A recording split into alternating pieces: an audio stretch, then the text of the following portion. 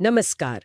आज हम बात करने वाले हैं रॉबर्ट कियोसाकी की बहुत ही मशहूर किताब रिच डैड पुअर डैड के कुछ जरूरी आइडियाज पर। हाँ बिल्कुल। ये किताब असल में इस बात पर है कि भाई अमीर लोग अपने बच्चों को पैसे के बारे में ऐसा क्या सिखाते हैं जो अक्सर गरीब या मिडिल क्लास परिवारों में नहीं सिखाया जाता। सही कहा। और इसका जो मेन पॉइंट है वो है कि स्कूल की पढ़ाई के अलावा भी पैसे की समझ होना कितना जरूरी है। और ये सिर्फ पैसे कमाने के नुस्खे नहीं है। नहीं, बिल्कुल नहीं। ये उससे कहीं ज्यादा है। ये पैसे को देखने का नजरिया है, हमारी सोच, हमारा बर्ताव कैसा है पैसे को लेकर, उस बारे में है। कियोसाकी की कहानी में मजा ही इस बात का है कि इसमें दो पिता हैं, बिल्कुल उल्टे। एक उनके अपने पिता जिन्हें वो पुअर डैड बुलाती हैं, पढ़े लिखे पीएचडी थे, पर सारी जिंदगी पैसे के लिए थोड़ी तंगी में रहे। और दूसरे उनके दोस्त के पिता रिच डैड, 8वीं पास भी नहीं थे शायद, पर हवाई के बहुत अमीर लोगों में गिने जाते थे। अजीब है ना? हाँ, कमाल की बात है। और इन दोनों की जो सोच थी पैसे को लेकर वो बिल्कुल अलग थी। जैसे पुअर डैड मानते थे कि भाई पैसे का लालच ही सारी बुराइयों की जड़ है। अच्छा। और रिच डैड कहते थे पैसे की कमी सारी बुराइयों की जड़ है। सोच का यही फर्क, पूरी किताब इसी पर बनी है। हाँ, और ये उनकी बातों में भी दिखता था। जैसे कोई चीज महंगी लगी तो पुअर डैड बस कह देते थे मैं ये नहीं खरीद सकता, बात खत्म। हाँ, दरवाजा बंद। बिल्कुल। पर रिच डैड ये सुनने से ही चिढ़ते थे। वो कहते थे ये मत बोलो, सवाल पूछो, मैं इसे कैसे खरीद सकता हूँ। हाँ, ये दिमाग को सोचने पर मजबूर करता है, रास्ता ढूंढने पर। सही कहा। एक सोच दरवाजा बंद कर रही है, दूसरी नए रास्ते खोल रही है। पढ़ाई को लेकर भी यही था। पुअर डैड कहते खूब पढ़ो ताकि अच्छी नौकरी मिले, सेफ। हाँ, सिक्योर जॉब। और रिच डैड कहते खूब पढ़ो ताकि तुम अच्छी कंपनी खरीद सको। हाँ, फर्क देखिए, एक नौकरी करने की सोच रहा है, दूसरा मालिक बनने की। तो आज हम कियोसाकी के इन्हीं आइडियाज और उनकी कहानियों को थोड़ा खोल कर देखेंगे। हाँ, समझने की कोशिश करेंगे। मकसद यही है कि देखें कि क्या इनसे हमें अपनी आर्थिक आजादी की तरफ बढ़ने के लिए कुछ नया सोचने को मिल सकता है। चलिए शुरू करते हैं। कियोसाकी ना हमारे एजुकेशन सिस्टम से बड़े नाराज लगते हैं।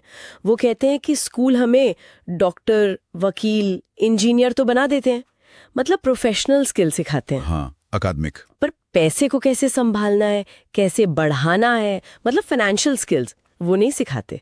तो इसका नतीजा क्या होता है? नतीजा ये होता है, जैसा हम देखते भी हैं, कि बहुत पढ़े लिखे होशियार लोग भी वो भी पैसों को लेकर स्ट्रगल करते हैं। कमाते अच्छा है पर पैसा रुकता नहीं, बढ़ता नहीं। कियोसाकी का तर्क ये है कि पैसे की जो असली शिक्षा है ना, वो स्कूल से ज्यादा घर पे मिलती है। अब आप सोचिए, अगर माँ बाप खुद ही पैसों को लेकर परेशान है या उन्हीं की ज्यादा समझ नहीं है, तो वो बच्चों को क्या सिखाएंगे? हाँ, वही पुरानी बातें, बेटा अच्छे से पढ़ो, मेहनत करो, नौकरी पकड़ो। और ऐसे ही ये जो पैसे की समझ की कमी है, वो एक पीढ़ी से दूसरी पीढ़ी चलती रहती है। ये बात तो सोचने वाली है।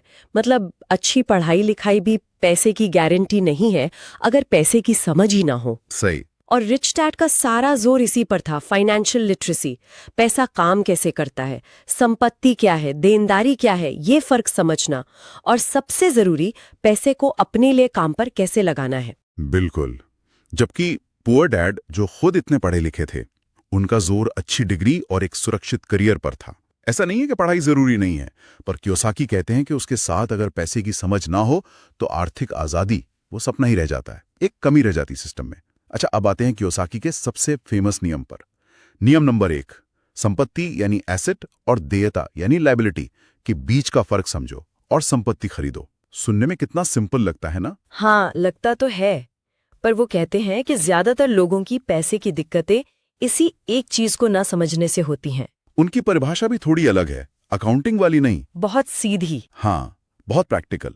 संपत्ति वो है जो आपकी जेब में पैसा डाले, बस। और देयता वो है जो आपकी जेब से पैसा निकाले। ये शब्दों का खेल नहीं है, ये कैश फ्लो का खेल है। पैसा आ किधर से रहा है, जा किधर रहा है, मेन चीज ये है। इसको समझाने के लिए वो कैश फ्लो पैटर्न भी बताते हैं। जैसे गरीब आदमी का पैटर्न क्या है, नौकरी से पैसा आया और जरूरी खर्चों में चला गया, किराया, खाना, कपड़ा, टैक्स, महीने के आखिर में हाथ खाली। ठीक है। और मिडिल क्लास? उनका थोड़ा पेचीदा है। नौकरी से पैसा आया, जरूरी खर्चे निकले, फिर उन्होंने चीजें खरीदी और वो सोचते हैं कि ये संपत्ति है। पर कियोसाकी के हिसाब से वो होती हैं देयताएं।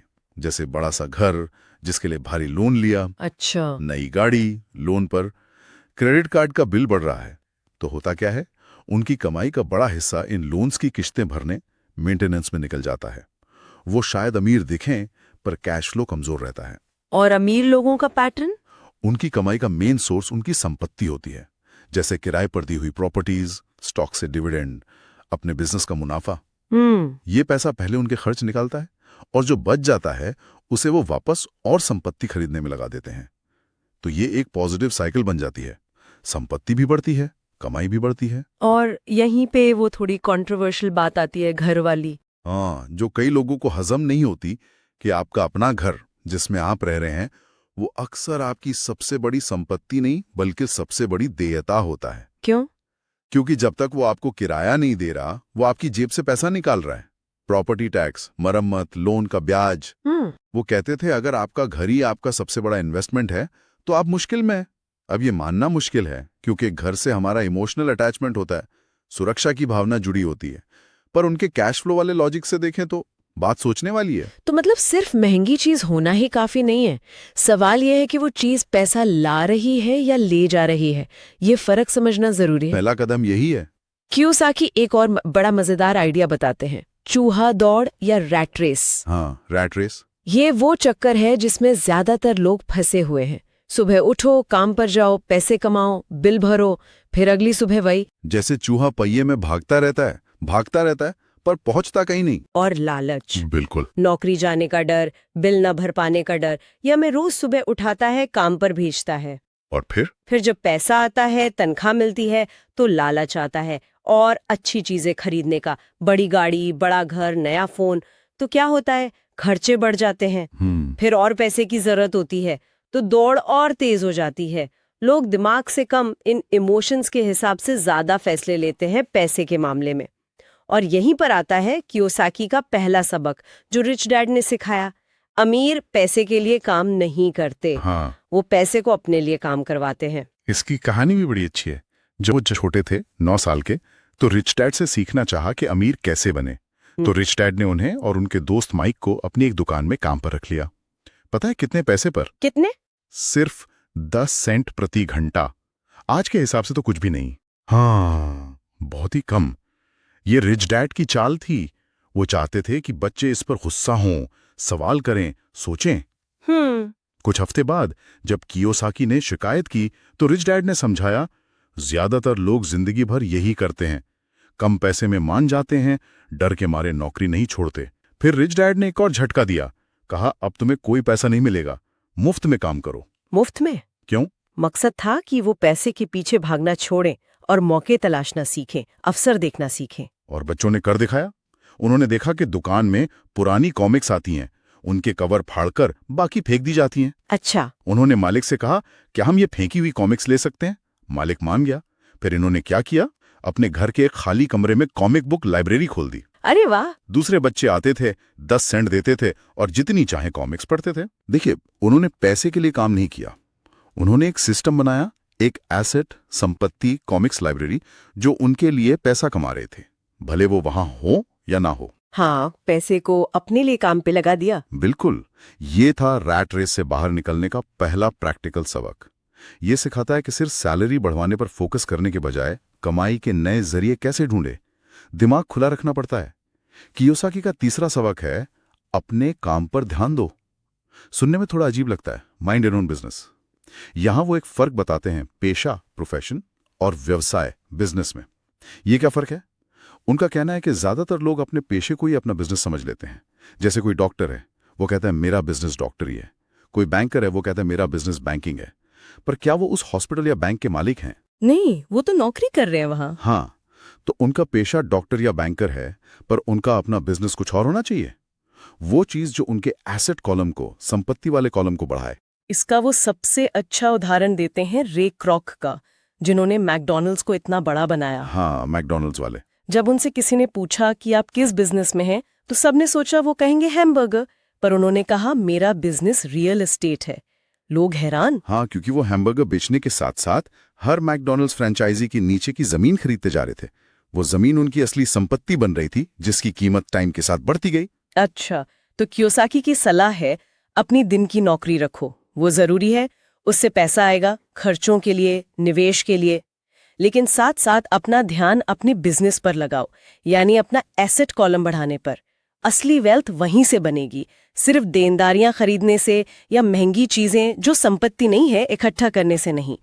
तो फिर असली संपत्तियां हैं क्या जिन पर फोकस करना चाहिए? वो कुछ चीजें बताते हैं। हाँ, जैसे एक तो ऐसे बिजनेस जिनके लिए आपको खुद वहां रहने की जरूरत ना हो, आप मालिक हो, पर मैनेजमेंट कोई और देखे। ठीक है, पैसिव इनकम जैसा। हाँ, फिर स्टॉक, बॉन्ड, म्यूचुअल फंड, कागजी संपत्ति, ओके। रियल एस्टेट जो किराया दे, income generating real estate. Notes मतलब आपने किसी को पैसा उधार दिया है और उस पर ब्याज मिल रहा है। अच्छा, लोन्स। और इंटेलेक्चुअल प्रॉपर्टी से रॉयल्टी, जैसे आपने कोई किताब लिखी, गाना बनाया या कोई पेटेंट है। हाँ, ये सब आपकी जेब में पैसा डाल रहे हैं बिना आपके एक्टिव इन्वॉल्वमेंट के भी। और एक मजेदार बात वो कहते हैं लग्जरी आइटम्स के बारे में, हाँ, महंगी चीजें। कि अमीर लोग ये सबसे आखिर में खरीदते हैं। अच्छा, कब? जब उनकी संपत्ति से आने वाली कमाई इतनी बढ़ जाए कि वो इन शौकों को आराम से पूरा कर सकें, अपनी मेन पूंजी को हाथ लगाए बिना। और गरीब या मिडिल क्लास? वो अक्सर क्रेडिट पर या सैलरी आते ही सबसे पहले यही खरीदते हैं और कर्ज में फंस सकते हैं। तो सबक ये है कि नौकरी जरूरी है, पर असली खेल अपना एसेट कॉलम बनाना है। वही आपका सच्चा बिजनेस है। वही आजादी दिलाएगा। चौथा सबक थोड़ा टेक्निकल है पर बहुत जरूरी। टैक्स का इतिहास समझो और कॉर्पोरेशन की ताकत को समझो। रिच डैड ने कियोसाकी को बताया कि टैक्स का सिस्टम शुरू में अमीरों के लिए बना था, पर अमीर इतने स्मार्ट निकले कि उन्होंने कानूनी तरीके ढूंढ लिए और टैक्स का बोझ ज्यादातर मिडिल क्लास पर आ गया। ये कैसे हुआ? इसका एक बड़ा जरिया है कॉर्पोरेशन, यानी कंपनी बनाना। कॉर्पोरेशन कानून की नजर में एक अलग इंसान है। अमीर लोग अक्सर अपने एसेट्स और बिजनेस कॉर्पोरेशन के नाम पर रखते हैं। इसका सबसे बड़ा फायदा मिलता है टैक्स में। कैसे? देखिए, एक आम नौकरी वाला इंसान पहले कमाता है, फिर सरकार को टैक्स देता है और जो बचता है उससे खर्च करता है। हाँ, बिल्कुल। लेकिन एक कॉर्पोरेशन पहले कमाता है, फिर अपने सारे जायज खर्चे जैसे स्टाफ की सैलरी, ऑफिस का किराया, ट्रैवल का खर्चा उस कमाई से निकालता है, और जो आखिर में मुनाफा बचता है सिर्फ उस पर टैक्स देता है। अरे, ये तो बहुत बड़ा फर्क हो गया। मतलब खर्च करने के बाद टैक्स देना। हाँ, और दूसरा फायदा, कॉर्पोरेशन आपकी पर्सनल प्रॉपर्टी को बिजनेस के कर्जों या केस वगैरह से बचाता है। अगर बिजनेस डूबा तो वो कॉर्पोरेशन की देनदारी है, आपकी निजी संपत्ति ज्यादातर सेफ रहती है। वाह! इसीलिए कियोसाकी कहते हैं कि असली फाइनेंशियल इंटेलिजेंस या फाइनेंशियल आईक्यू सिर्फ पैसा कमाना नहीं है, इसमें 4 चीजों की समझ जरूरी है। क्या है वो 4 चीजें? 1. अकाउंटिंग, मतलब हिसाब किताब समझना, बैलेंस शीट पढ़ना जानना, नंबर्स की भाषा। ठीक है। 2. इन्वेस्टिंग, पैसे से पैसा बनाने का साइंस, रणनीतियां। ओके। 3. मार्केट को समझना, सप्लाई डिमांड कैसे काम करती है, ट्रेंड्स क्या हैं। और 4. कानून, टैक्स के नियम, कॉर्पोरेट लॉ, प्रॉपर्टी की सुरक्षा के कानूनी तरीके। इन चारों को मिलाकर बनती है असली फाइनेंशियल स्मार्टनेस। बिल्कुल। और इसी स्मार्टनेस का इस्तेमाल करके आता है 5वां सबक। अमीर पैसा बनाते हैं, इन्वेंट करते हैं। ये सिर्फ बचाने या इन्वेस्ट करने से आगे की बात है। हाँ, ये है मौके पैदा करना, एक्टिवली ऐसे सौदे या अवसर बनाना जो शायद दूसरों को दिख ही ना रहे हों। इसके लिए सिर्फ होशियारी नहीं, हिम्मत भी चाहिए, क्रिएटिविटी चाहिए, मोल भाव करने का हुनर चाहिए। वो अपना एक उदाहरण देते हैं, फीनिक्स एरिजोना का, जो वहां रियल एस्टेट मार्केट बहुत डाउन था। हाँ, मंदी थी। सब लोग डरे हुए थे। तब उन्होंने मौके ढूंढे। उन्हें एक घर मिला, कीमत थी करीब $75,000, पर मालिक बेचने को तैयार था सिर्फ $20,000 में। कियोसाकी के पास डाउन पेमेंट के लिए $2,000 भी नहीं थे। तो क्या किया उन्होंने? उन्होंने एक दोस्त से $2,000 उधार लिए 90 दिन के लिए। कहा $200 ब्याज दूंगा। अच्छा। उस पैसे से सौदा पक्का किया और तुरंत अखबार में ऐड दिया। $75,000 का घर सिर्फ $60,000 में, 0 डाउन पेमेंट। खरीदने वालों की लाइन लग गई। फिर घर $60,000 में बेच दिया। खरीदार से $2,500 प्रोसेसिंग फीस ली। बाकी $57,500 के लिए खरीदार ने उन्हें एक प्रॉमिसरी नोट दिया, मतलब एक कानूनी वादा कि वो ये पैसा ब्याज के साथ चुकाएगा। तो आखिर में क्या हुआ? उन्होंने दोस्त को $2,200 लौटा दिए। फीस के $2,500 में से $300 उनकी जेब में आए, और सबसे बड़ी बात, उनके एसेट कॉलम में $57,500 का एक नोट आ गया, जो उन्हें करीब 10% सालाना ब्याज यानी $5,750 कमा कर दे रहा था। बिना अपनी जेब से पैसा लगाए। हाँ, लगभग। बस कुछ घंटों की मेहनत, थोड़ी हिम्मत और फाइनेंशियल समझ। उन्होंने एक इनकम देने वाली संपत्ति बना ली। ये कमाल का उदाहरण है कि कैसे फाइनेंशियल इंटेलिजेंस से मौके बनाए जाते हैं, सिर्फ मेहनत से पैसा कमाने से अलग। सही कहा। कियोसाकी कहते हैं लक भी बनाया जाता है, सही नॉलेज और एक्शन से। ठीक है, मान लिया कि किसी ने फाइनेंशियल लिटरेसी हासिल कर ली, संपत्ति देनदारी समझ ली, इन्वेस्टिंग की बेसिक बातें जान ली, कॉर्पोरेशन के फायदे भी समझ लिए, फिर भी बहुत से लोग कामयाब क्यों नहीं हो पाते? हाँ, ये बड़ा सवाल है। कियोसाकी कहते हैं ज्ञान होने के बाद भी कुछ बड़ी रुकावटें आती हैं। 5 मेन कारण बताते हैं वो। क्या है वो? डर, सनक यानी सिनिसिज्म, आलस्य, बुरी आदतें और अहंकार। सबसे पहला और सबसे बड़ा है डर, पैसा खोने का डर। हाँ, ये तो होता है। ये डर बहुत असली है और ये लोगों को रोकता है निवेश करने से, मौके लेने से। रिच डैड कहते थे, मैंने शायद ही कोई अमीर देखा हो जिसने कभी पैसा न गवाया हो, पर मैंने बहुत गरीब देखे हैं जिन्होंने कभी एक पैसा नहीं गवाया। क्यों? क्योंकि उन्होंने कभी कोशिश ही नहीं की। सही बात। हारना सीखने का हिस्सा है। वो टेक्सास का उदाहरण देते थे, अलामों को याद रखो। वो अपनी हार से सीखते हैं, प्रेरणा लेते हैं। विजेताओं के लिए हार प्रेरणा बनती है, हारने वालों के लिए बहाना। डर को मैनेज करना सीखना पड़ता है। दूसरी रुकावट है सनक, मतलब हर चीज में शक करना। हाँ, सिनिसिज्म। जब डर और अज्ञान मिलते हैं तो सनक पैदा होती है। सन की आदमी हमेशा बताएगा कि कोई चीज क्यों नहीं चलेगी। वो रिस्क पर इतना फोकस करता है कि मौका देख ही नहीं पाता। जैसे रियल एस्टेट में कोई कहे, अरे किराएदार ने किराया नहीं दिया तो, टॉयलेट खराब हो गया तो। हाँ, और वो कभी इन्वेस्ट ही नहीं करेगा। जबकि विनर सोचेगा, अच्छे किराएदार कैसे मिलेंगे, अच्छा प्लम्बर कौन है, वो प्रॉब्लम सॉल्व करता है। कर्नल सैंडर्स को याद कीजिए, 1000 से ज्यादा बार ना सुनने के बाद भी रुके नहीं। तीसरा है आलस्य, और ये सिर्फ पड़े रहना नहीं है। नहीं, कियोसाकी कहते हैं अक्सर जो लोग बहुत बिजी दिखते हैं वो सबसे ज्यादा आलसी होते हैं। ये कैसे? वो काम में खुद को इतना उलझा लेते हैं कि जरूरी चीजों के लिए टाइम नहीं निकालते, अपनी सेहत, अपने रिश्ते या अपनी फाइनेंशियल लाइफ को बेहतर बनाने के लिए। आलस्य का एक रूप है ये कहना, मैं ये खरीद नहीं सकता या ये मुझसे नहीं होगा। रिच डैड की सलाह थी, पूछो मैं इसे कैसे कर सकता हूं। ये सवाल दिमाग को जगाता है। थोड़ी सी हेल्दी लालच, मतलब अच्छी जिंदगी की चाहत, आलस्य को दूर भगा सकती है। बुरी आदतें। हमारी जिंदगी हमारी आदतों का नतीजा है, पैसों के मामले में भी। बिल्कुल। एक आम बुरी आदत, पहले दूसरों को पेमेंट करना, बिल, क्रेडिट कार्ड, फिर अगर कुछ बचा तो अपने लिए सेव करना। हाँ, ज्यादातर लोग यही करते हैं। रिच डैड की सलाह उल्टी थी, पहले खुद को भुगतान करो, पे योरसेल्फ फर्स्ट। ये कैसे? जैसे ही पैसा आए, सबसे पहले अपने एसेट कॉलम में डालने के लिए पैसा अलग निकालो, इन्वेस्टमेंट के लिए। पर फिर बिल कैसे भरेंगे? डर लगेगा। हाँ, डर लगेगा। पर कियोसाकी का तर्क था कि यही दबाव आपको मोटिवेट करेगा ज्यादा कमाने के लिए, खर्च कम करने के लिए, नए तरीके ढूंढने के लिए। ये फाइनेंशियल डिसिप्लिन बनाने की पावरफुल आदत है। दिलचस्प। और 5वीं रुकावट, अहंकार, ईगो। रिच डैड कहते थे, जो मुझे पता है उससे मैं पैसा बनाता हूँ, जो मुझे नहीं पता उसकी वजह से मैं पैसा गंवाता हूँ। सही बात। अहंकार अक्सर अज्ञानता को छुपाने का तरीका होता है। जब लोग किसी चीज के बारे में कम जानते हैं तो वो सीखने की बजाय बहस करते हैं या टॉपिक बदल देते हैं। हाँ, अपनी कमी छुपाने के लिए। असली फाइनेंशियल नॉलेज के लिए जरूरी है कि आप विनम्र रहें, यह माने कि हमेशा कुछ नया सीखने को है। तो इन सब का निचोड़ क्या निकला? यही कि पैसे की आजादी का रास्ता सिर्फ टेक्निकल ज्ञान से नहीं मिलता। ये आपकी भावनाओं को समझने और संभालने के बारे में भी है। डर, लालच आपकी सोच को बदलने के बारे में है, शक, अहंकार और आपकी आदतों को सुधारने के बारे में है। ये एक पूरा लाइफस्टाइल चेंज है। तो हमने आज रिच डैड पुअर डैड से ये समझा कि फाइनेंशियल एजुकेशन लेना कितना जरूरी है। संपत्ति और देयता का फर्क समझना, सिर्फ सैलरी पर नहीं अपनी संपत्ति बनाने पर ध्यान देना, और सबसे जरूरी पैसे को अपने लिए काम पर लगाना। ये कुछ मेन बातें हैं। बिल्कुल। और ये सिर्फ अमीर बनने की कोई ट्रिक नहीं है। ये पैसे को संभालने, उसे बढ़ाने और अपनी सोच को लगातार बेहतर बनाने का प्रोसेस है। डर से आगे बढ़ना, नए मौके देखना और जिंदगी भर सीखते रहना, शायद यही रास्ता है। कियोसाकी की एक बात मुझे बहुत अच्छी लगती है। वो कहती हैं, सोना हर तरफ बिखरा पड़ा है बस ज्यादातर लोग उसे देखने के लिए ट्रेंड नहीं है।